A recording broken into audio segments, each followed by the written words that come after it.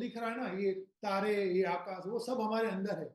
आप माने या ना माने, बिलीव इट और नॉट, वो सब हमारे अंदर है, और हमारे अंदर वो सब बाहर है। तो ये क्या है? ये पेड़ है, पेड़ है ना। पेड़ को अगर आप उल्टा करोगे ना तो ऐसा दिखेगा।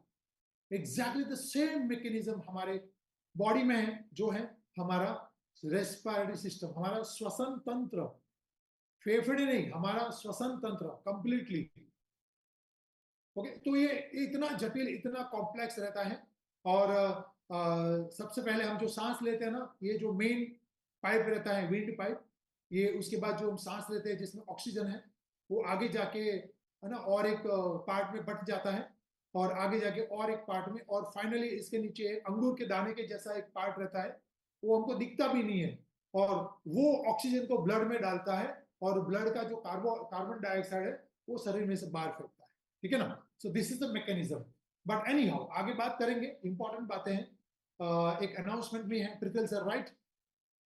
Yes, definitely. तरह से ऑक्सीजन अंदर जाएगा, और ऑक्सीजन अंदर जाएगा, और उसके विद इन अ मिनट आप उसको एक्सहेल भी करोगे, है ना। तो जब आप एक्सहेल करोगे तो बॉडी में से कार्बन डाइऑक्साइड बाहर निकलेगा, राइट। तो ये जो आपको एरिया दिख रहा है, जो पाइप दिख रहा है ना, ये हमारे एयरवेज है, और ऐसे असंख्य एयरवेज रहते हैं जिसके द्वारा हमारा ये जो श्वसन तंत्र है वो चलते रहता है। अभी इसमें over the time, over the period, एक प्रॉब्लम आता है, और उसमें क्या होता है, ये जो श्वसन तंत्र, जो आपकी श्वसन नलिका है ना, इसका जो व्यास है वो इस तरह से हो जाता है। इसमें मेन मेन जो रीजन रहता है वो है इंफ्लामेशन। माने कि ये आप जो दिख रहे हैं ना, देखो, ये जो आप देख रहे हैं ना, एक पाइप है जिसके पे रस्सी बांधी हुई है, ऐसा आप समझ लीजिए। जो आपने बेल्ट पहना है, वो आपने सामान्य तरीके से बेल्ट पहना है, अभी आप उस बेल्ट को कस दे रहे हैं, तो पेट की क्या हालत होगी, इस तरह से, एग्जैक्टली, है ना। तो ये जो पाइप पे अगर डोरी बांधी हुई है, उसको अगर कस देंगे ना, तो ये पाइप ऐसा हो जाएगा, समथिंग लाइक दैट। तो this is called inflammatory situation, है ना। और उसके साथ साथ ये जो ओवर द टाइम, जैसे हम बड़े होते हैं, हमारा मैरिज होता है, हमारी लाइफस्टाइल बिगड़ जाती है, तो और एक प्रॉब्लम आता है जिसको कहते हैं मसल कंट्रिक्शन, यानी कि जो आपके मसल्स हैं वो हार्ड हो जाते हैं। खास करके जो एयर पाइप है ना, जो आपका जो फेफड़े हैं, उसकी जो जितनी पाइपें हैं ना, वो सारी टाइट हो जाती। टाइट माने इतना भी टाइट नहीं, बट समहाउ जो इलास्टिसिटी था, इलास्टिक था, उसी जगह पे थोड़ा हार्ड हो जाएगा, प्लास्टिक के जैसा हो जाएगा, और वहां पर जो एयर पाइप है ना वो थिकन हो जाएगी, वो जाड़ी हो जाएगी। Second problem.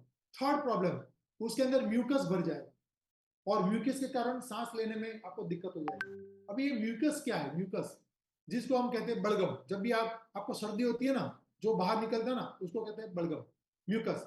और बाय द वे, आप में, मेरी लाइफ में, ये मनुष्य, ह्यूमन बॉडी में इंपॉर्टेंट क्या है? तो म्यूकस। म्यूकस है जो लाइफ देता है। म्यूकस माने चिकना है।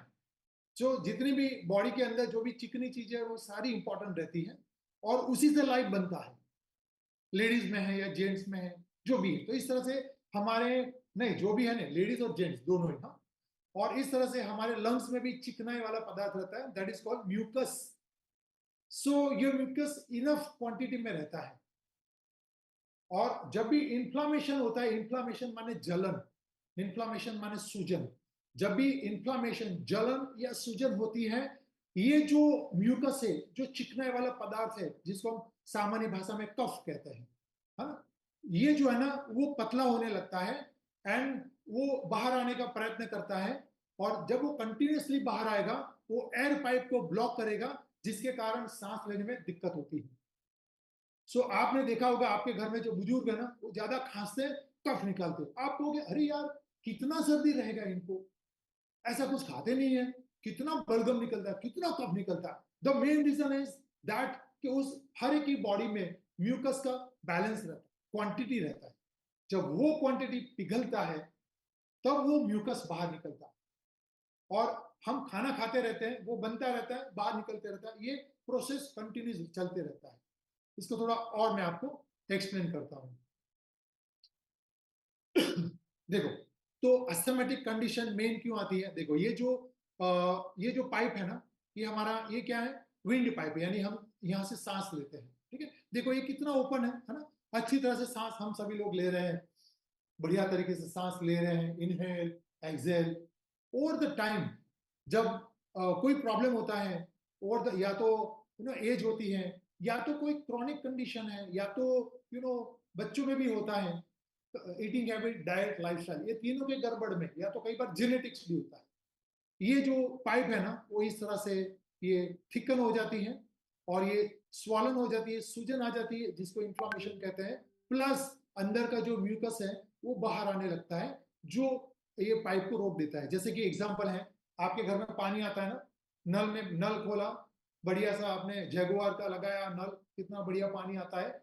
20 साल 25 साल के बाद क्या होता है, उसके अंदर क्षार जमने लगता है, और जो क्वांटिटी में पानी आ रहा है ना वो यहाँ से निकल जाएगा, और 3 ऐसा पानी आएगा, पूरा पानी फ्लो से नहीं आएगा। आपको लगा अरे पानी कट क्यों रहा है, क्योंकि वहां पे वो जो क्षार है वो लग गया है। और over the time, over the period, जितना ज्यादा क्षार होगा वो पानी का नल जो है वो आधी कैपेसिटी से पानी फेंकेगा, और कई बार उसमें बहुत ज्यादा जम जाने से, ज्यादा जमावट होने से क्षार का वो नल काम नहीं करता, पानी नहीं आता। एग्जैक्टली द सेम हमारे ह्यूमन बॉडी में भी यही कंडीशन होती है, और इसको कहते हैं अस्थमा, जिसको दमा भी कहते हैं। अच्छा, दमा में 2 विभाग आते हैं, एक है अस्थमेटिक और दूसरा है ब्रोंकाइटिस। तो ब्रोंकाइटिस के बारे में बात नहीं करेंगे, अस्थमा के बारे में बात करते हैं ना। जो ब्रोंकाई है ना, ज्यादातर वो ये स्मोकिंग किया या तो स्मोक या तो टोबैको है ना, डस्ट है, ऐसी कंडीशन में वो ज्यादा फैल जाता है। बट ये जो अस्थमा है, समथिंग वेरी वेरी सीरियस है ना, जिसके बारे में यहाँ पर हम बात कर रहे हैं। ओके, तो अस्थमा जो है ना वो एक क्रॉनिक डिजीज है। हाँ, ये बात सही है, जैसे लिसा जी ने कहा उनकी बेटी, उनकी छोटी बच्ची को भी अस्थमा था, तो ये जेनेटिक हो सकता है ना। बाकी ये क्रॉनिक कंडीशन, क्रॉनिक माने क्या, देखो 2 कंडीशन होती है, पहला है एक्यूट और दूसरा है क्रॉनिक। एक्यूट माने क्या, अभी अभी हुआ, अच्छा था, अचानक से सर दर्द होने लगा, अचानक से सर्दी हो गई, अचानक से बुखार आया, that is called acute condition. अभी भी हुआ है, 15 दिन के अंदर अच्छा हो जाएगा, अच्छा हो गया, वो एक्यूट था। 15 दिन से लेकर 1 महीने या उससे ज्यादा चला है ना, नाउ समथिंग सीरियस, उसको कहते हैं क्रॉनिक कंडीशन, क्रॉनिक डिजीज।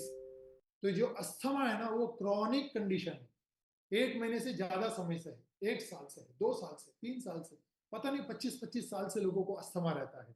मेरे पापा को 30 साल से था, है ना। तो ये एक क्रॉनिक कंडीशन है, ये हमारे एक लाइफस्टाइल डिजीज है, लाइफ के साथ रहता है, और जैसे जैसे उम्र बढ़ती जाता है ये कंडीशन और गेटिंग वर्सन वर्सन वर्सन, और खराब और खतरनाक होती जाती है। ओके, सो इसके सिम्टोम क्या है सबसे ज्यादा, अस्थमा, जैसे अभी कुछ लोगों ने बात किया ना, वो नीता जी ने बताया उनके हस्बैंड को सांस लेने में तकलीफ होती है, तो आपके घर में किसी को अस्थमा है या नहीं है? सर मैं पढ़ी लिखी नहीं हूं, मैं इतना नॉलेज नहीं है मेरे पास, तो इसका फोटो ले लीजिए और ये चेक करिए, ये सभी कुछ उनके अंदर हो रहा है क्या, उनको 100% अस्थमा होगा। ये कुछ अस्थमा के सिम्टम्स है। रीजिंग, जैसे सीटी बजती है ना, ऐसा जब भी सांस लेना ना तो आप ध्यान से सुनेगा ना, ऐसी आवाज आएगी, जिसको रीजिंग कहते हैं।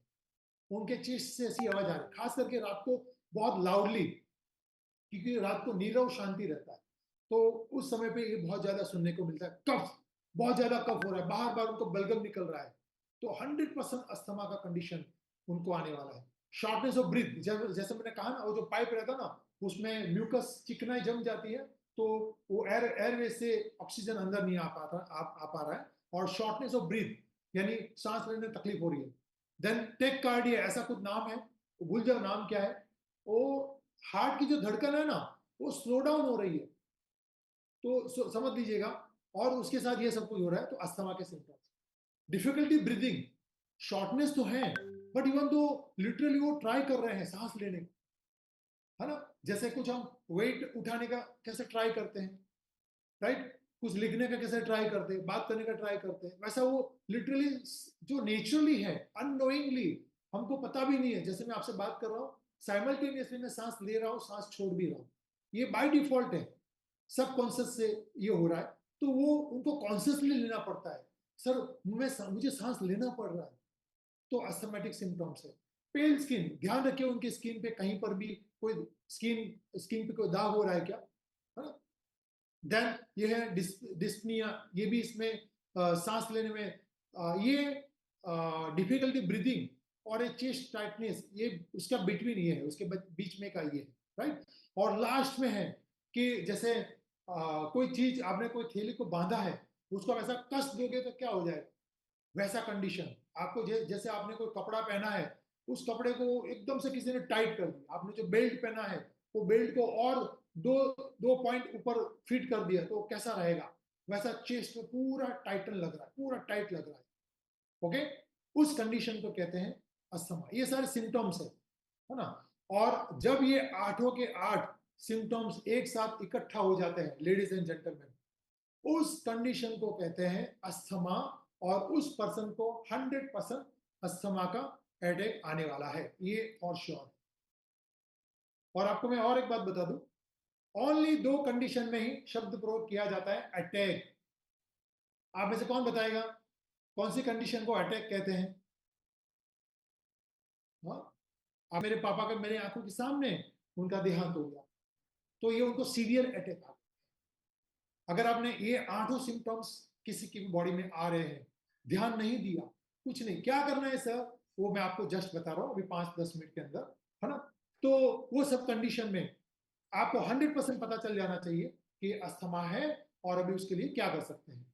चलो भागते हैं डॉक्टर के पास। वेट वेट वेट, आप काफी सारी चीजें हैं जो मैं आपको बताऊंगा जाने से पहले, अस्पताल डॉक्टर के पास जाने से पहले, जिसको आप कर सकते हैं और उस कंडीशन को आप टेम्पररी रिलीव कर सकते हैं। अगर वही चीजों को आपने फॉलो किया ना, तो हो सकता है आपको ये डॉक्टर हैं, ये स्टीरॉइड, खास करके जो इनहेलर है ना, उसमें स्टीरॉइड होता है। यहाँ पर डॉक्टर साहब भी हैं, तो डॉक्टर्स बैकग्राउंड के लोग भी यहाँ पर हैं। जो भी आप इनहेलर लेते हैं, या तो आपके फैमिली में कोई लेता है ना, it is nothing else just an steroid, जो शरीर के लिए बहुत नुकसानकारक होता है ना। सो इस कंडीशन को कहते हैं अस्थमाटिक अटैक। हाँ, सो ये अस्थमा अटैक आता क्यों है, इसके पीछे 3 कंडीशन रहती है, दैट्स इट, और उसमें कोई कंडीशन नहीं होता। तो ये नॉर्मल एयरवेज है, नॉर्मल पाइप है आपका, ठीक है। इसके अंदर थोड़ा म्यूकस यहाँ पे हमको दिख रहा है, और सॉरी, ये जो है टाइटन हो रहा है, इसका जो व्यास है, इसका जो एरिया है ना पाइप का, वो धीरे धीरे धीरे कम हो रहा है। और तीसरे में हम तीनों चीज देख सकते हैं, स्वॉलन, दे गेट स्वॉलन, ये यहाँ पे सूजन आ गई है, इंफ्लामेटिव है ये, और ये टाइटन भी हो गया है, और इसके साथ साथ इसमें म्यूकस भी है। तो अस्थमा जो 2 तरह का होता है, और एक होता है एलर्जेटिक और एक होता है नॉन एलर्जेटिक, है ना। कैसे होता है मैं अभी आपको जस्ट बताता हूँ। तो अस्थमा होने के मेन 3 रीजन यही है जो ऊपर मैंने यहाँ पर लिखे हैं। इसका आप स्क्रीनशॉट ले सकते हैं, या तो आप लिख भी सकते हो, स्क्रीनशॉट तो आप रह जाएगा मोबाइल में, इससे अच्छा लिख लीजिए। आपका मसल टाइट हो रहा है ना, क्योंकि आपका ईटिंग हैबिट, डाइट, लाइफस्टाइल सही नहीं है, ओके। किसी भी कारण से आपका जो जो ये जो विंड पाइप है, आपकी जो पाइप है ना, वो टाइटन हो रही है, टाइट हो रही है। दूसरा, वो उसमें जलन है, सूजन है, और उसके कारण भी वो टाइट हो रही है, इन्फ्लामेशन है। और तीसरा है म्यूकस प्रोडक्शन, ये बढ़ते ही ये चालू रहता है, और म्यूकस निकलते जाता है, निकलते जाता है, निकलते जाता है, और इस कंडीशन को कहते हैं अस्थमा, ओके। तो ये एक क्रॉनिक कंडीशन है, और ये किसको किसको होता है, हाँ, किस कंडीशन में होता है, ये भी जानना बहुत इंपॉर्टेंट। और ये खास करके एलर्जी से होता है, किसी भी प्रकार की एलर्जी। तो कुछ लोगों को जैसे कि वो गार्डन में गए, हाँ, ट्री से एलर्जी होता है, वो घास से एलर्जी होता है। कई बार घर में पेट एनिमल्स रहते हैं, पेट, हाँ, बिल्ली रहती है, कुत्ता रहता है, या तो कोई पशु पक्षी, कोई पक्षी रहता है जिसको लेकर सहलाते हैं, तो उनके जो बाल रहते हैं ना, या उनका जो कई बार कुछ भी रहता है, जैसे कि वो सांस लेते हैं, है ना, वो चाटते हैं, राइट। तो उसमें उसको एनिमल डेंडर कहते हैं यार, एनिमल वो एलर्जी कहते हैं। तो उस कारण भी ये सारा एलर्जी से हो सकता है, ठीक है ना। तो सबसे इंपॉर्टेंट, ये अस्थमा जो है, वो ट्रिगर, वो कैसे बढ़ सकता है, या अस्थमा कैसे हो सकता है, ये मैं आपको दिखाना चाहता हूँ। थोड़ा देख के आप उसको पढ़ भी पाओगे, क्योंकि कई बार बोलने में थोड़ा स्पीड रहता है ना, तो आप उसको पकड़ नहीं सकते हो। दिस आर द फैक्टर्स जो ट्रिगर कर सकते हैं, या तो अस्थमा ला सकते हैं, दोनों कंडीशन है ना। पहला एयरवे इरिटेंट्स में एयर पॉल्यूटेंट्स हैं, है ना। तो अभी जैसे अस्थमा जो है ना वो गर्मी की सीजन में कम रहता है, क्योंकि गर्मी की सीजन में जो हवा है ना वो ऊपर तक चली जाती है, बट बारिश में और सर्दी के मौसम में हवा जो है ना उसका लेवल नीचे तक रहता है, तो कार्बन डाइऑक्साइड के कांटेक्ट में हम ज्यादा आते हैं। उसमें से कुछ चमत्कारिक लोग रहते हैं वो रात को चलने के लिए जाते हैं, राइट, वो कार्बन डाइऑक्साइड लेके आते हैं और ये अस्थमेटिक प्रॉब्लम हो ज्यादा बढ़ने लगता है। देन ठंड का सीजन है, देन जब भी वेदर चेंज होता है, अभी धीरे धीरे कुछ सिटीज में बारिश आने वाला है या तो हमारे यहाँ आ गया है, तो ये सीजन मोस्ट फेवरेट जिसको बोलते हैं प्रोन, इसमें अस्थमा का प्रॉब्लम बहुत ज्यादा होने लगता है। स्ट्रॉन्ग ऑर्डर्स, किसी को बहुत ज्यादा ये स्मेल रहता है, फ्रेग्रेंस रहता है, परफ्यूम रहता है, उससे भी हो सकता है ना। देन जेनेटिक, जो अभी दिशा जी ने बताया उनकी बेटी को था, मम्मी को था, या उनकी दादी को था, है ना। तो जेनेटिक्स ये जीन्स पे भी काम करता है, आपको है तो आपके बच्चों को भी हो सकता है। एक्सरसाइज, बहुत ज्यादा एक्सरसाइज करते हैं, ब्रीदिंग ज्यादा होता है, लॉन्ग ब्रीदिंग करना पड़ता है और अस्थमा ट्रिगर करता है, इसलिए one of the reason exercise नहीं करना चाहिए। अच्छा, कुत्ता बिल्ली घोड़ा एक्सरसाइज करता है क्या? नहीं करता, वो हमने ह्यूमन बीइंग ने ढूंढ के निकाला है। कुछ लोग उसमें चमत्कारिक रहते हैं, वो जिम में जाते हैं एक्सरसाइज करते, तो ये फैक्टर ट्रिगर कर सकता है अस्थमा के लिए, है ना। कई बार स्ट्रेस है, इमोशंस है, बॉडी में स्ट्रेस आने से भी अस्थमा हो सकता है। बहुत ज्यादा सर्दी है, उसमें कुछ ऐसा पोस्ट नेसल ड्रिप लिया, उससे भी अस्थमा हो सकता है। हाई मेडिकेशन, कुछ प्रकार की दवाएं चल रही है तो भी अस्थमेटिक कंडीशन आ सकती है। वायरल इन्फेक्शन है, और जो जीआई ट्रैक है यानी गैस्ट्रो, जो हमारा जो फूड पाइप रहता है उसमें रिफ्लक्स, उसमें उसमें प्रॉब्लम है तो भी ये अस्थमेटिक कंडीशन हो सकती है ना। तो ये कुछ रीजन है कि भाई कैसे होता है। तो इसका एक मेजर सॉल्यूशन है, बहुत इजी सॉल्यूशन है, लोग डॉक्टर के पास जाते हैं और ये करते हैं, दैट्स इट, और इसके वो आदी हो जाते हैं, जिसको कहते हैं इनहेलर, है ना, पंप इनहेलर ऐसा कुछ नाम रहता है। इसके अंदर कुछ रहता नहीं है, दवाई रहती है जो आपके अंदर जाता है, और स्टीरॉयड, एब्सोल्युटली स्टीरॉयड रहता है ना। तो क्या करना सर, अभी ऐसा कुछ दिख रहा है तो क्या करेंगे, डॉक्टर के पास भागेंगे क्या? नहीं, थोड़ा वेट करिए।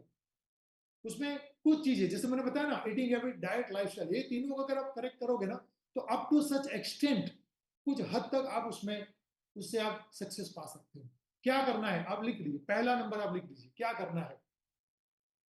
तो डे टाइम ईटिंग 7 बजे, अलग अलग सिटीज में जो सूर्योदय का समय रहता है ना, तो 7 बजे के बाद आपको कुछ भी खाना है तो खा सकते हैं, आफ्टर 7 AM, और बिफोर 6 PM खाना खा लेना है। नाइट टाइम में खाना मत खाइएगा, जो भी खाना है, that is called time as a food. Time को ऐसा फूड आपको यूज करना है ना। कुछ लोग मैं देखता हूँ, बात करता हूँ, वो 10 बजे खाते हैं, 11 बजे खाते हैं। सो आपको से कंडीशन आने वाला है। तो सबसे पहला, क्योंकि मेजर क्या रहता है, खाना रहता है, तो खाना खाना है तो दिन में खाइएगा, है ना। 7 से पहले, सुबह 7 के बाद, शाम को 7 से पहले, और 6 से पहले खाते हैं तो बेस्ट कंडीशन, आपका अस्थमेटिक जो प्रॉब्लम है वो कुछ हद तक ठीक हो जाएगा। बिकॉज 6 बजे खाना खाओगे ना सूर्यास्त से पहले, तो उसको डाइजेस्ट होने में 3-4 घंटे लगेंगे, तो जब आप सोने जाओगे तो ऑलमोस्ट खाली पेट रहोगे, तो प्रॉब्लमेटिक नहीं रहेगा। सबसे पहले आप नए नए आए तो आप कुछ इसको लिख लीजिएगा, अगर आप कहोगे हाँ मुझे याद है मुझे याद है, तो 45 मिनट इज द लिमिट। तो 45 मिनट पहले मैंने क्या कहा वो चला जाएगा और नया आएगा, पुराना चला जाएगा नया आएगा। So you should write it down. दूसरा, फ्रूट्स खा सकते हैं, है ना। देखो कितनी चीजें रहती है, एक होता है प्लांट बेस्ड, एक होता है एनिमल बेस्ड, तीसरा होता है फैक्ट्री मेड, और चौथा होता है मैन मेड। तो उसमें सबसे बेड है नेचर, है ना, जो माँ प्रकृति जो हमको देती है ना, वो सारी चीजें खानी, ऑल टाइप ऑफ फ्रूट्स। तो अगर आप नए नए फैमिली में यहाँ पर आए हुए हैं तो फ्रूट्स दीजिए आप, 2-3 प्रकार के फ्रूट्स है, उसमें एक सिट्रस खट्टा होना चाहिए, जैसे कि संतरा हुआ, है ना, या तो कोई भी खट्टा प्रकार का जो फ्रूट है वो फ्रूट दे सकते हैं मॉर्निंग में as a breakfast. Then lunch में खाने से पहले सलाड इज कंपलसरी। कई बार कुछ हमारे जो मेहमान रहते हैं ना, गेस्ट रहते हैं हैप्पी टू हेल्प में, उनका हम फोटो देखते हैं ना, हमको लगता है ओ माय गॉड, वो हाई जीआई खाना खाते हैं। सलाद के नाम का कोई चीज नहीं है, तो खाने से पहले सलाद खाना है, ठीक है, कम से कम 200-250 ग्राम 300 ग्राम जितना सलाद है, जिसमें बेस्ट है, सबसे अल्कलाइन है ये, क्या नाम है, बीट बीट और गाजर। वो कैसे खाना है वो आपको कोच बता देंगे। तो खाने से पहले सलाद खाइए और खाने में एक ही ग्रेन खाइए। ये कुछ टिप्स दे रहा हूं मैं आपको। अगर किसी को अस्थमा है, आपकी इच्छा है उनको डॉक्टर को अस्पताल में नहीं लेके जाना, बिकॉज अस्पताल में एक पेशेंट नहीं जाता है, 2 जाते हैं, 3 जाते हैं, राइट? तो एक से ज्यादा पेशेंट लोग रहते हैं, तो आप उनके साथ जाओगे, आप भी पेशेंट बन जाओगे। देन द नेक्स्ट जो मैं आपको बता रहा हूं, है ना, हल्दी वाला पानी, और दिन भर गर्म पानी दे सकते हैं जितना ज्यादा, क्योंकि जो आप देख सकते हैं कंडीशन क्या है कि ज्यादा कोल्ड है, मॉइस्चर है हवा में ज्यादा, तो जितना गर्म पानी दे सकते हैं उतना अच्छा है। तो गर्म पानी दीजिएगा बार बार। वो गर्म पानी कई बार उनको वो अच्छा नहीं लगता है, टेस्ट में अच्छा नहीं लगता। हाँ, हमने यही तो किया है पूरा लाइफ, इसीलिए तो लाइफ का सत्यानाश कर दिया है। तो अभी गर्म पानी पीजिए ना, और जैसे आप गर्म पानी पियोगे तो आपको जो टेस्ट बड है ना, टेस्ट वो खुल जाएंगे, फिर आपको गर्म पानी भी मीठा लगेगा। तो हो सके तो दवाई के स्वरूप में उनको गर्म पानी दीजिए। जितना गर्म पानी पिएंगे ना तो अच्छा रहेगा, यू नो, वो ब्रीदिंग में अच्छा रहेगा। एंड उस गर्म पानी में, गरम गरम पानी में हल्दी डाल के देते हो तो दी बेस्ट है। जैसे ये पानी में मैंने हल्दी डाला है और नमक डाला है और नींबू डाला, दैट्स मॉर्निंग में हम यही पीते हैं। Okay, then avoid all type of animal food. सभी प्रकार के एनिमल फूड को अवॉइड करिए। एनिमल फूड में क्या आता है, ये दूध आता है ना, या नॉनवेज आता है, राइट, या कोई भी प्रकार का जो पैकेज फूड है। तो सबसे पहले एनिमल फूड को आप निकाल दीजिए उनकी लाइफ से, जिनको अस्थमेटिक प्रॉब्लम है, या तो लग रहा है आपको कि भाई इसको सांस लेने में आवाज आ रही है, समथिंग लाइक दैट, तो फटाफट ये बंद कर दीजिए, है ना। और पैकेज फूड है, और ये मॉल में जो भी खाना मिलता है बाहर का खाना, वो सारा बंद है ना। पॉइंटर्स जो मुझे ऐड करने हैं, जैसे भी जितना भी अभी गोविंद सर ने बताया, जैसे ये जो सीवियर डिसीज बोलते हैं इसको, सीवियर लंग डिसीज, इसमें सबसे पहले अस्थमा आता है ना, और अस्थमा से ही कनेक्टिंग चीजें होती है, फिर ब्रोंकाइटिस आता है। ये सब हमारे लंग्स रिलेटेड डिसीजेस हैं, जो कभी कभी डॉक्टर बोलते हैं कि नहीं ये हो गया है, देन ये है, देन निमोनिया है, लंग प्रॉब्लम है, लंग कैंसर है ना, या ट्यूबरकुलोसिस है। सो ये जो लंग्स के प्रॉब्लम है, जिसको हम बोलते हैं कि भाई सीवियर लंग डिसीजेस है ना, उसमें हमारा जो लंग होता है, तो दो चीजें समझनी है हमको लंग्स को अच्छा रखने के लिए, जिसको हम लंग्स हेल्थ बोलते हैं। कि पहले तो हमारे चेहरे के पीछे यहाँ पे कैविटी होती है, उसको हम साइनस बोलते हैं। आपने कभी साइनस देखा होगा? साइनस मतलब क्या है? जैसे जहाँ पे म्यूकस जमा होता है ना, जैसे सर्दी आती है हमको, तो सर्दी अगर नाक से आ रही है ना, तो वो कहाँ से तो निकल रही है, तो कहाँ तो जमा है, यहाँ जमा रहती है। तो यहाँ पे बैक साइड में ऐसा गैप रहता है ना, ये देखो, ये जो है ना, यहाँ पे ऐसा गैप रहता है, और यहीं पे म्यूकस वगैरह जमा होता है ना। तो रिस्पिरेटरी सिस्टम जिसको बोलते हैं। अभी ये गैप है ना, बहुत इंटरेस्टिंग है। साइनस का गैप गैप समझ में आता है? साइनस कितने लोगों को पता है? साइनस पता है मुझे। साइनस पर स्टोर होता है in the form of liquid, ऐसा स्टोर होता है। अभी किसी ने स्पॉटलाइट कर दिया, हाँ, स्टोर होता है। मतलब समझो कि नाइट्रिक ऑक्साइड, जिसको हम NO बोलते हैं, जो हमारे बॉडी में हर चीज, हार्ट हेल्थ के लिए, सभी के लिए इंपॉर्टेंट है, वही नाइट्रिक ऑक्साइड जिसको NO बोलते हैं, जिसने ढूंढ के निकाला, उसको नोबेल प्राइज मिला कि हमारा शरीर NO बनाता है। बस वो 20 साल के बाद बनाना कम करता है, 30 साल के बाद और कम करता है, 40 साल के बाद और कम करता है, ऐसा कम कम कम करता रहता है। तो हमारा जो नाइट्रिक ऑक्साइड जो स्टोर होता है, जमा रहता है, वो साइनस है, जहाँ पे स्टोर होता है ना। ये स्टोरेज यूनिट है उसका, नाइट्रिक ऑक्साइड का स्टोरेज यूनिट है ना। जैसे हमारे ये स्टोरेज यूनिट है, इसको तो ये म्यूकस म्यूकस के आसपास जमा रहता है, और ये वहीं पे रहता है। इसको और एक भाषा में वॉशिंग पाउडर बोलते हैं, वॉशिंग पाउडर, है ना। वॉशिंग पाउडर जैसे कि आपके घर में वो कोई भी डिटर्जेंट पाउडर आता है, कपड़े धोने का पाउडर, तो वैसे ही ये वॉशिंग पाउडर जैसा पाउडर है, वो इधर जमा रहता है, अंदर के साइड में जमा रहता है। और हमारे लंग्स के अंदर, हमारे जो लंग्स रहते हैं, मैं आपको दिखाता हूं, लंग्स के अंदर ये होता है, सिलिया होता है। अब ये सिलिया, ये दो वर्ड याद रखिएगा, कभी आपको जरूरत पड़े तो काम आएगा, है ना। इसको हम एक म्यूकस बोलते हैं, एक सिलिया बोलते हैं। म्यूकस मतलब वो जहां पे नाइट्रिक ऑक्साइड जमा होता है, और सिलिया, सिलिया मतलब उसको हम बोलते हैं, ये देखो ऐसा रहता है, ये सिलिया है हमारे लंग्स, ये लंग्स के अंदर सिलिया रहता है। सिलिया मतलब कपड़े धोने का ब्रश, है ना, सिंपल भाषा में समझते हैं, कपड़े धोने का ब्रश। तो भगवान ने हमको, भगवान गॉड अल्लाह जिनको भी हम मानते हैं ना, भगवान ने हमको ये सिलिया दिया है और म्यूकस दिया है, इन द सेंस यहाँ पे नाइट्रिक ऑक्साइड भर के देते हैं और यहाँ पे ब्रश देते हैं। मतलब यहाँ पे डिटर्जेंट पाउडर रखा हुआ है भगवान ने, और यहाँ पे ब्रश दिए गए, हमारे लंग्स में अलग अलग जगह पे ब्रश होते हैं ऐसा। तो जब भी हमको लंग इन्फेक्शन होता है, लंग इन्फेक्शन होता है मतलब लंग इन्फ्लामेशन बोलते हैं, या जो भी हमने लंग्स के बारे में जो भी बीमारी बोली, सीवियर लंग डिसीज, जैसे अभी गोविंद सर ने भी समझाया और मैंने भी आपको बहुत सारे नाम दिखाए, सीवियर लंग डिसीज इसको बोलते हैं, जिसमें सबसे पहले अस्थमा है ना, सीवियर लंग डिसीज, अस्थमा है, ब्रोंकाइटिस है ना, ये सारे डिसीज, आईटीज वगैरह, ये सब मतलब क्या है अंदर, जैसे ऑलरेडी आपको समझाया। तो इसको ठीक करने के लिए भगवान ने हमको ब्रश और नाइट्रिक ऑक्साइड दिया है। तो अगर हम सांस लेते हैं, नाइट्रिक सांस लेते हैं, तो अगर यहाँ हमारे बॉडी में एनफ नाइट्रिक ऑक्साइड है, अगर है, तो ये नाइट्रिक ऑक्साइड यहाँ से उतर के हमारे लंग्स में आता है, मतलब डिटर्जेंट पाउडर नीचे आती है और यहाँ के सिलिया है ना हिलने लगते हैं। और ये हिलने के लिए है ना, हमको अगर सिलिया अगर हिलने लगते हैं तो ऑटोमेटिकली यहाँ पे क्लीनिंग होना शुरू होता है, और ये जो हमारे लंग्स है वो रिपेयरिंग होना शुरू होता है। इसलिए इसको बोलते हैं ऑटो रिपेयरिंग सिस्टम। हमारा शरीर है ना, हर चीज को खुद रिपेयरिंग करने का ट्राई करता रहता है, उसको खाली सपोर्ट चाहिए। अगर डिटर्जेंट नहीं है, खत्म हो गया है, इनसफिशिएंट है, तो खाली ब्रश हिल के रिपेयरिंग नहीं होता है ना, ऐसा कपड़ा साफ नहीं होता है ऐसा, वैसे ही। तो इसलिए हमारे बॉडी में एनफ नाइट्रिक ऑक्साइड अगर जमा है तो वो आएगा। और इसीलिए पुराने जमाने के लोग है ना, वो मेडिटेशन प्राणायाम ऐसे कोई चीजें जो करते थे, उसमें एक आवाज निकालते थे जिसका नाम है ऐसा, है ना, आपने शायद सुना होगा। वो करने से यहाँ जमा हुआ नाइट्रिक ऑक्साइड ज्यादा प्रमाण में हमारे लंग्स में आता है, और वो सिलिया को क्लीनिंग करके हमारे लंग्स को रिपेयरिंग करते हैं।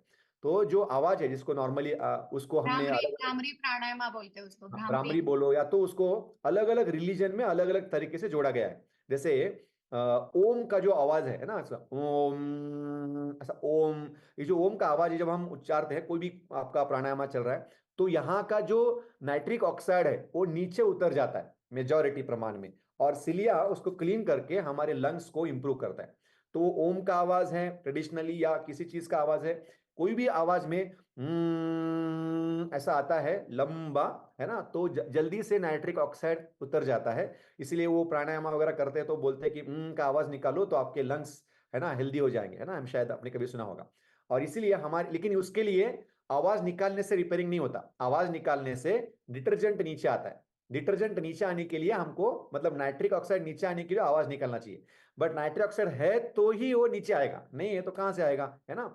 और इसीलिए हमको एनफ नाइट्रिक ऑक्साइड अगर डेवलप करते हैं तो एक्सेस हमारा बॉडी उसको यहाँ पे स्टोर करता है।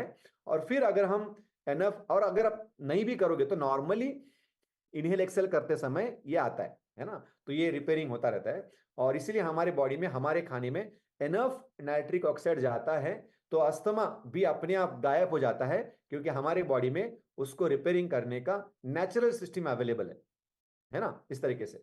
तो बस हमको खाना, डाइट इंप्रूव करना है, जैसे अभी गोविंद सर ने बताया डाइट में ये फ्रूट्स खाओ, ये तो देयर आर सम कुछ फ्रूट्स ऐसे जिसके अंदर कुछ कुछ प्रमाण में नाइट्रिक ऑक्साइड होता है, बट मेजॉरिटी हम उसको ले सकते हैं, हमारी कम्युनिटी में फ्यूल है उसको भी इस्तेमाल कर सकते हैं, जिससे अगर नाइट्रिक ऑक्साइड बढ़ गया तो अस्थमा ठीक होने में बहुत हेल्प मिलता है। Okay, yes, thank you very much. So जब भी असम एलर्जी टेस्ट है, स्पायरोमेट्री है, उसमें से एक टेस्ट होता है जो अभी सर ने बताया, नाइट्रिक ऑक्साइड टेस्ट, और 99% में इसका जो लेवल है ना वो बहुत ही डाउन हो जाता है, एंड दैट इज व्हाई ये कंडीशन है और ज्यादा वर्स हो जाती है। तो लास्ट में क्या करना है ऑलरेडी उन्होंने बताया है, प्राणायाम करना है। सो और भी कुछ स्टेप्स है बताएंगे, बट आगे से पहले हम जानते हैं कि आप में से कितने लोग हैं जिनको कम्युनिटी के आने के बाद जब हमने सब फॉलो करना शुरू किया, मेरी मदर, मेरी मासी, मैंने और मेरी दोनों डॉटर्स ने, तो उसके बाद ये ब्रीदिंग प्रॉब्लम उसे कभी नहीं हुआ। क्योंकि एज अ मदर मेरे लिए बहुत मुश्किल था उसको ऐसे ब्रीथ के लिए तड़पते हुए देखना। और तो उसको भी कम्युनिटी में जो भी गाइडेंस मिला वो फॉलो कर रहा है, तो हम सबको अभी वो ब्रीदिंग प्रॉब्लम कभी उसे हुआ ऐसा भी याद नहीं आता। अभी सीजन चेंज होती है, खाने में कुछ भी हो गया, बट कम्युनिटी के गाइडेंस से फॉलो करते हैं तो वो प्रॉब्लम अभी कभी नहीं आती। Thank you. सो इनको कोच ने बताया होगा कि खाने पीने में थोड़े फ्रूट्स ऐड करिए और सलाद खाइए। तो कई बार एक मिथ होता है, एक मिसअंडरस्टैंडिंग होता है, जब बीमार पड़ना तभी फ्रूट खाने। आप लोगों ने सुना है क्या? जब हम फ्रूट खाते हैं तो कोई पूछता है, कोई हम चमत्कारिक लोग मिलते हैं, आप बीमार हो क्या, आप फ्रूट क्यों खाते हो? सो फ्रूट क्यों खाना है? बिकॉज फ्रूट के अंदर नाइट्रिक ऑक्साइड रहता है, and that is the main important. सबसे बड़ी जो दवा है ना, इट्स कि भाई हमको माँ प्रकृति से जो आया हुआ है, जिसको हम अगर तोड़कर हम डाल देंगे ना तो उग जाएगा, फ्रूट से, वेजिटेबल से, है ना? ये हमको ज्यादा से ज्यादा यूज करना है। यस पूर्वी जी बताइए, क्या एक्सपीरियंस है आपका? Yes sir. सर मुझे भी अस्थमा था, मेरा वजन ज्यादा हो गया था तो, और पता नहीं कि कब आ गया था। तो मुझे ऐसा दिक्कत रहता था कि मैं सो नहीं पाती थी, जैसे ही सोती ना तो मैं सांस नहीं ले पाती, और मुझे खांसी चालू हो जाती थी कंटिन्यूस बेस पे।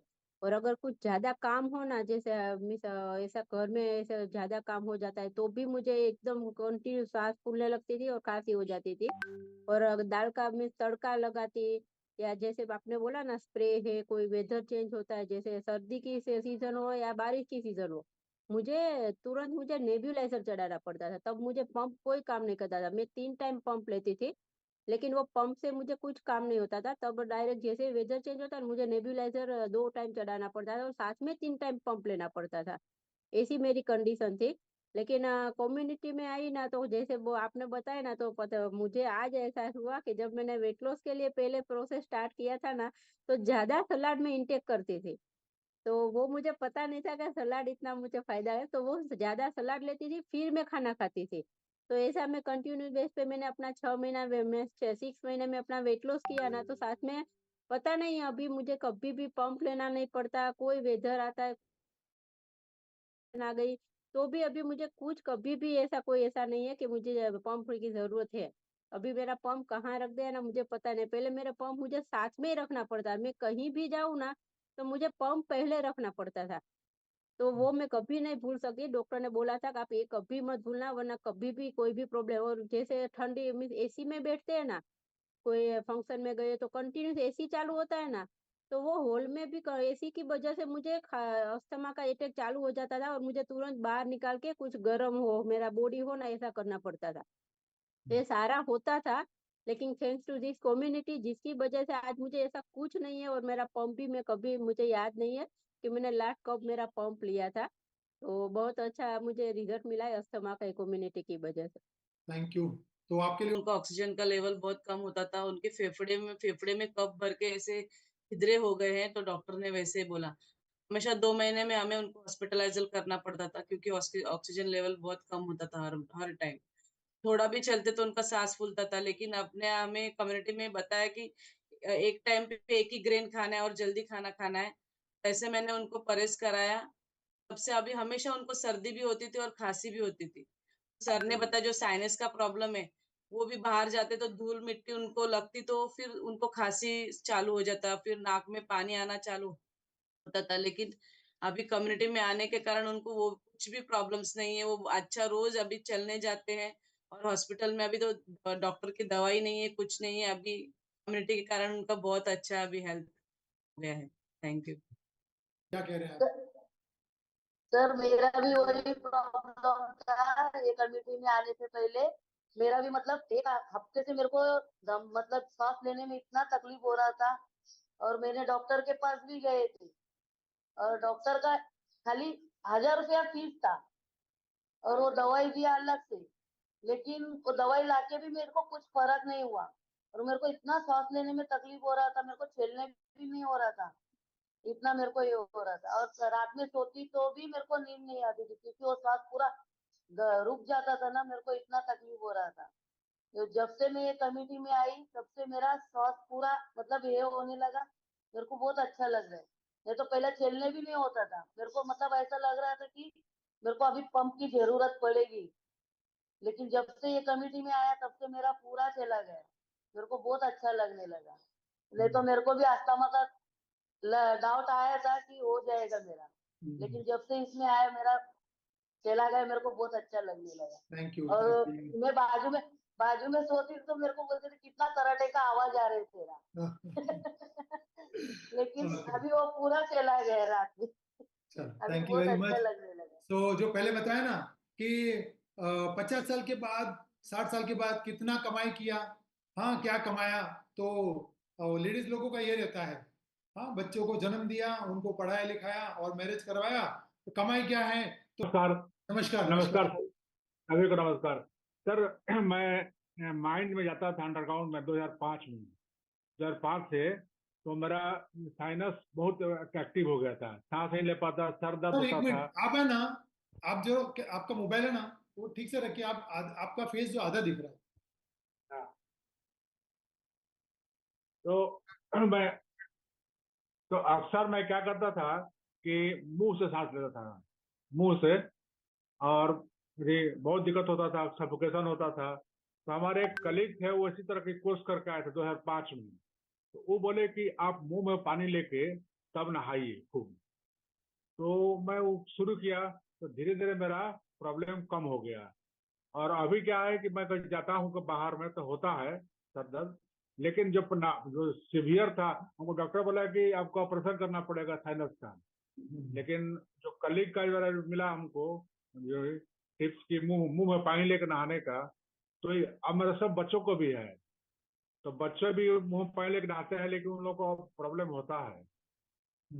जेनेटिक्स है, आपकी फैमिली में सभी को है। हाँ, तो एक निहारिका को होता है, तो निहारिका भी तो जहाँ ठंडा हुआ बस उसको सर दर्द शुरू हो जाता है, एसी में सर दर्द होता है।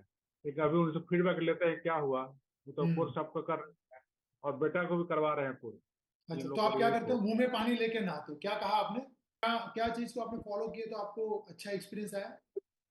हाँ, तो सबको मुंह में पानी लेके तब बाथरूम में नहाने का बोल रहा है। अच्छा, तो उससे क्या होता था कि मेरा नाक खुले थे, नाक के साथ ज्यादा ब्रीदिंग होता था, तो उससे साइनस कम हो गया। हो लेकिन सकता है ना। सो समटाइम प्लेसिबो इफेक्ट और नोसिबो इफेक्ट होता है, राइट। चलो एनीवे, ये भी एक अच्छा सॉल्यूशन हो सकता है। पूरे दिन में बार बार गर्म पानी पीने से, है ना। अभी किसी को गर्मी की सीजन में अस्थमा हुआ है तो that is a different condition, वहां पर गर्म पानी नहीं। बट अभी हम बात कर रहे हैं ये रेनी सीजन की और आने वाले विंटर सीजन में, तो इस समय में ज्यादा से ज्यादा अगर पानी पीते वो भी गर्म वाला, तो अस्थमा जैसे कंडीशन में ये अच्छा रिजल्ट देता है। और कई बार बॉडी में, जैसे हमारी दादी माँ रहती है ना, वो कहते हैं बेटा आप ये दबाओ, इस तरह का वो एक्यू पॉइंट रहता है, तो इसको आप जरा दबाओगे ना, प्रेस करोगे, तो हो सकता है थोड़ा रिलीफ होगा। इस तरह से हमारे बॉडी में अलग अलग जगह पे प्रेशर पॉइंट रहते हैं, तो अगर ये बीच में 2 उंगलियों के बीच में अगर इसको आप दबाते हो तो थोड़ा आपको रिलीफ मिलता है। अगेन ये प्लेसिबो इफेक्ट है, बट इवन दो अगर कंडीशन है ऐसी है ना अस्थमा की, तो उसमें ये अच्छा रिजल्ट देता है। और मैंने कहा कि खाना खाना है दिन में, है ना, रात को, शाम को नहीं, रात को नहीं, तो सुबह से लेकर शाम 6 बजे से पहले अपना जो भी लंच है, मॉर्निंग ब्रेकफास्ट है, लंच है, डिनर, उसको फिनिश कर दो, उसके बाद बिल्कुल भी नहीं। और खाने में नाइट्रिक ऑक्साइड माने कि फ्रूट्स आपको ऐड करना है। खाने से पहले आपको सलाद कंपलसरी खाना है, और सलाद के ऊपर सेंधा नमक अगर आप उसको डालते हो और नींबू निचोड़ते हो तो इतना स्वादिष्ट हो जाएगा और आपके डाइजेशन में भी ये हेल्प करेगा। Then avoid all type of animal food, already मैंने आपको कह दिया। और जंक फूड और पैकेज फूड को आप अवॉइड करिए, और जितना हो सके उतना लाइव फूड खाइएगा। देन सनलाइट में, जैसे भी अभी सूर्य दर्शन होते हैं ना, आप फटाक से बाहर जाइए और सनलाइट लीजिए। खास करके अस्थमा के पेशेंट है ना, उनको सनलाइट एक अच्छी दवाई है। देन कम से कम 15 मिनट 30 मिनट आपको सनलाइट में बैठना है, right. Then get connected with like minded people, ये कम्युनिटी में आइए, हमारा डेली का ये लिंक रहता है। और आज शाम को जैसे सर ने बताया, शाम को हमारा हैप्पी प्रोग्राम है, उसमें हम आपको बताएंगे कि ये लिंक आपको कैसे मिल सकता है, आप किस तरह से हमारा इस कम्युनिटी का हिस्सा बन सकते हैं। सो अगर आप लाइक माइंडेड पीपल, यहाँ पर जितने भी लोग हैं 600-700 लोग हैं, वो सभी लोगों को स्वस्थ रहना है, राइट। तो अगर सभी एक सेम मेंटालिटी के लोग हैं तो आपका हेल्थ और भी अच्छा हो सकता है। Not only asthma but every aspect of life, अगर कोई भी प्रॉब्लम है तो उसमें धीरे धीरे धीरे अच्छा एक्सपीरियंस आ सकता है और डिजीज फ्री लाइफ सकता है। The intention is disease free life. यहाँ पर आने के बाद ऑफकोर्स आपका जो गोली दवाई है, क्योंकि आप ईटिंग हैबिट, डाइट, लाइफस्टाइल को आप प्रॉपर कर रहे हैं, तो गोली दवाई, मेडिकेशन कम हो जाएगा, आगे जाके वो बंद हो जाएगा। सबसे इंपॉर्टेंट है प्राणायाम। तो शाम को 7 से 7:30 हमारा प्राणायाम रहता है। आप मुझसे पूछोगे ना मेरा सबसे फेवरेट क्या है पूरे डे के शेड्यूल में, दैट इज प्राणायाम। ओके, तो जैसे सर ने बताया कि आप जब भ्रामरी प्राणायाम करते हो, ओमकार, इसमें कोई धर्म बीच में नहीं आता, करते हैं तो अस्थमा में, और उसके अलावा कपालभाति है, अनुलोम विलोम है और भ्रस्त्रिका प्राणायाम। ये जो हम इंटेंशनली क्यों करवाते हैं, क्योंकि ये जो सीजन है ना, इसमें ये प्रॉब्लम ज्यादा बढ़ जाता है। तो शाम को 7 बजे, और ये फ्री है हमारा, कोई शाम का जो लिंक है वो चार्जेबल नहीं है, तो शाम को 7 बजे आप